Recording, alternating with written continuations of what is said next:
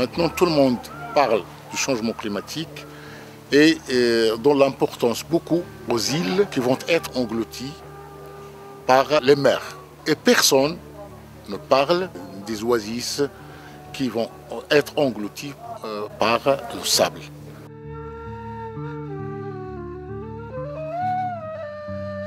La position géographique de ces oasis-là, ils sont dans une position stratégique.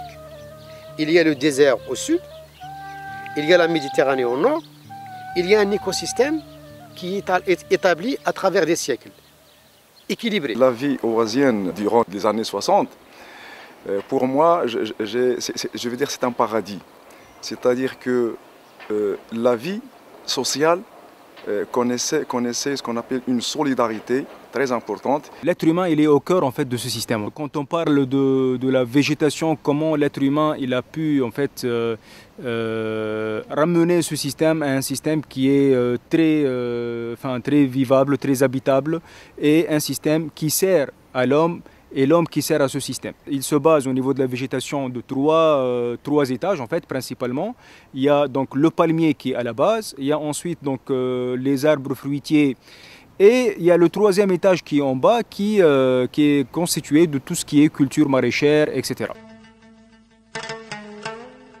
Les oasis du monde disparaissent et avec elles c'est une part essentielle du patrimoine de l'humanité qui disparaît. Elles sont victimes des sécheresses, aggravée par le changement climatique, mais surtout de l'avidité des hommes. Ici, l'industrie minière, là, le tourisme de masse, ailleurs, des plantations agro-industrielles. Les nouvelles plantations de palmiers, destinées à la production de dattes d'exportation, se développent dans tout le Maghreb. Elles s'étendent maintenant sur des milliers d'hectares. Situées à proximité des oasis, elles les concurrencent pour l'accès à l'eau. Depuis quelques années, les cultures de pastèques se développent à Zagora, où elles occupent aussi des milliers d'hectares. La culture de pastèque, c'est un nouveau culture ici, qui ne dépasse pas 7 ans. Cette culture, c'est une extension, c'est pas à l'intérieur de la palmeraie, c'est à l'extension de la palmeraie. Ça pose des problèmes parce qu'il utilise l'eau de la nappe phréatique, c'est l'eau qu'on utilise dans la région de Zagora pour l'eau potable, mais maintenant cette eau-là est utilisée dans l'agriculture industrielle. Tout le pastèque qui est produit, c'est un pastèque pour l'exportation. Alors c'est comme ici, c'est le désert qui exporte l'eau vers les régions du nord qui ont beaucoup d'eau. En Tunisie, c'est l'oasis de Chénidi-Gabès qui subit les agressions de l'industrie des phosphates destinée à la production d'engrais pour les producteurs agricoles des pays du Nord. Les usines contaminent l'air, mais elles appauvrissent et polluent aussi les nappes phréatiques. Le tourisme de masse plage au soleil apparu dans les années 90 a envahi le littoral tunisien. Le surplus se déversait alors dans les oasis. C'était le tourisme soleil-désert-oasis. Les clients européens ont maintenant disparu, remplacés par les groupes de Chinois et de Russes. À Tozeur, il ne reste qu'une nuit et ne laisse rien à l'économie locale. Le terrain de bataille, c'est l'eau. Le tourisme de masse, c'est un tourisme fortement consommateur d'eau. Toutes les structures hôtelières, ils ont pompé leur propre puits d'eau. Ils pompaient de la même nappe qu'utilisait l'agriculteur et la même nappe d'eau qu'on utilisait pour l'irrigation de l'oasis. Ils ont créé un terrain de golf qui a coûté des milliards et des milliards et s'est implanté au plein source, dans les pleines sources de l'eau. Du golf installé en 2006 en plein désert et alimenté essentiellement par des forages profonds, il ne reste plus rien. Le désert a repris ses droits. Non, le golf, par contre, le golf c'était une chose bizarre. Donc. Un golf dans le désert, je trouve, c'est la folie d'argent, c'est la connerie. Bon. On a dit que ça, mais ça n'existe pas au désert. Il y a moins de l'eau, donc l'eau, il va aller chercher à peu près 1800 mètres à profondeur. Donc il y a besoin de l'eau, mais je ne crois pas que les étrangers viennent exprès rentrer jouer du golf en plein soleil, là, 48-50 ici. L'été, en juillet-août, c'est pas possible. Pour le beau paysage des oasis, ce sont les Oasiens qui payent et non pas les touristes. Le tourisme de masse s'est effondré. Sur les 24 hôtels de la zone touristique, il ne reste plus que 3. Les jeunes qui avaient abandonné l'agriculture pour le tourisme sont sans emploi. Ils n'ont plus ni l'un ni l'autre. On a fait la connerie, permettez-moi l'expression, de miser sur le tourisme. Le tourisme, on sait que c'est rien. Il faut pas écarter le tourisme, on le laisse. Mais il ne faut pas en faire un apport capital pour la région et même pour tous les pays. On voit ce que c'est le tourisme maintenant. Il a fallu miser sur l'agriculture de tout genre. Les dates, c'est exceptionnel. Il a fallu compter sur ça et améliorer ça. Donc, eux, ils ont compté sur le tourisme, surtout le tourisme balnéaire, avec les touristes qui emmènent de l'argent facile, avec des gens qui s'enrichissent facilement et puis qui partent après, alors qu'il a fallu maintenir l'agriculture ici, la consolider. Les cultures oasiennes, les populations oasiennes ont une grande dignité et une grande fierté oasienne. Ils se revendiquent de l'oasis.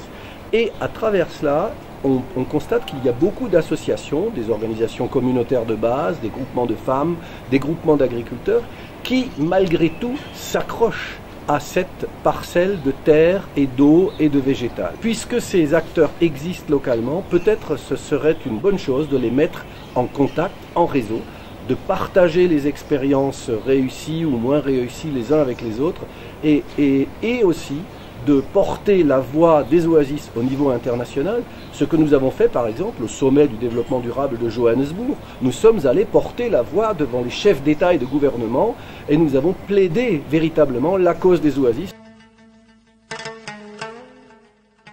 Dans les oasis, traditionnellement, l'agriculture a toujours été biologique, dans le sens où les agriculteurs n'utilisaient que des produits locaux.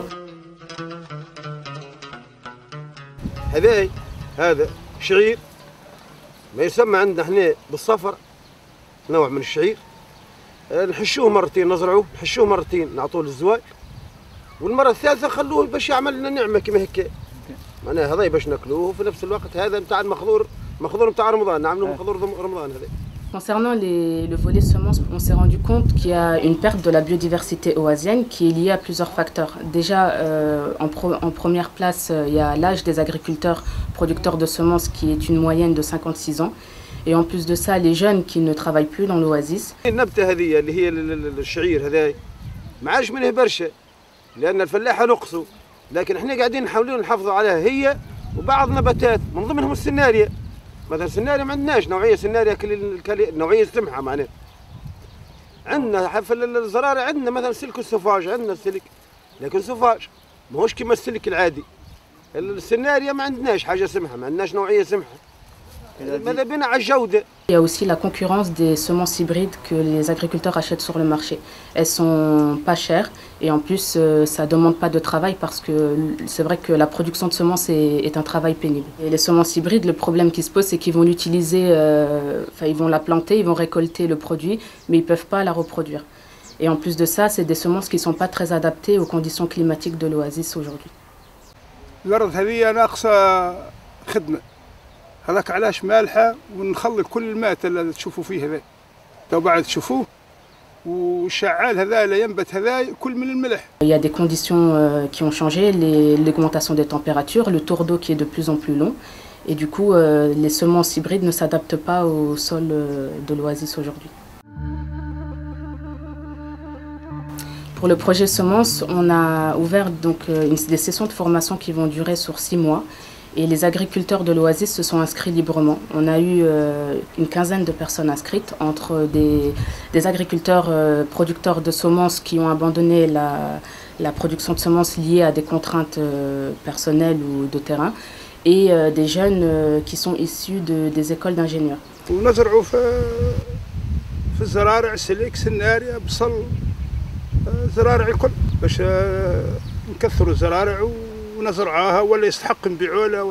Et ensuite, parmi ces agriculteurs, 4 personnes ont choisi de mettre à disposition du projet des parcelles, donc des terrains qui peuvent varier entre 2 planches jusqu'à 6 planches, pour planter des semences. Il y a eu du concombre, des piments, il y a du gombo, il y a de la laitue et du sorgho.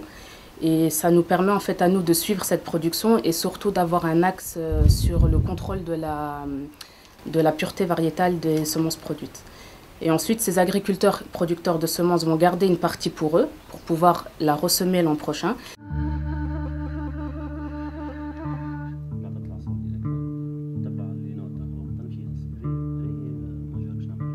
Ici, nous sommes au point de la ferme de Ghali Boushaba.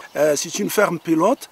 Ghali fait double travail. Il essaye, la première des choses, de faire l'agriculture et de lutter contre la désertification. Avant, tout autour de sa ferme, c'était le désert. Peu à peu, par son travail et en appliquant les principes de l'agroécologie, Khalil a transformé. Le désert est maintenant devenu oasis. Voilà des sentinelles de l'aride, voilà des sentinelles du changement climatique. Si un jour cette ligne de front que constituent les oasis disparaît ou est attaquée sérieusement, nous avons beaucoup de soucis à nous faire pour les autres agro-écosystèmes du monde, puisque les oasis sont au front, sur la ligne de front. L'eau est à la base de la vie oasienne. Une eau précieuse, canalisée depuis des siècles par les Khetara, ces galeries souterraines qui amènent l'eau des piémonts sur des kilomètres vers les oasis. Désormais, elle ne draine plus qu'un filet d'eau, insuffisant pour le maintien de la vie des oasiens. L'eau se raréfie partout. À Aït Saïd, au Maroc, la pénurie d'eau a obligé des familles entières à abandonner l'oasis et à reprendre la vie nomade.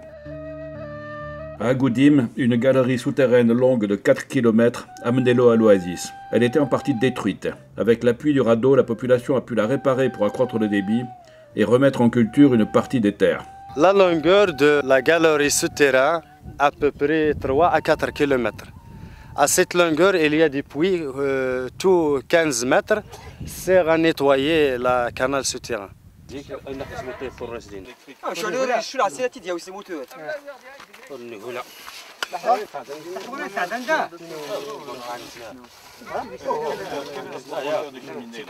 Le travail a été fait par les gens de la population de Douar.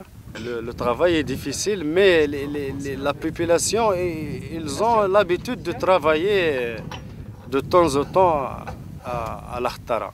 Les oasis ont démontré qu'il était possible de vivre sur un territoire, même difficile, en réunissant certaines conditions, ces fameuses conditions du développement durable, souvent évoquées, mais rarement réunies. Et la plus importante d'entre elles, ce n'est pas les techniques, ce n'est même pas les questions économiques. C'est comment la société elle-même est capable d'intégrer les contraintes environnementales.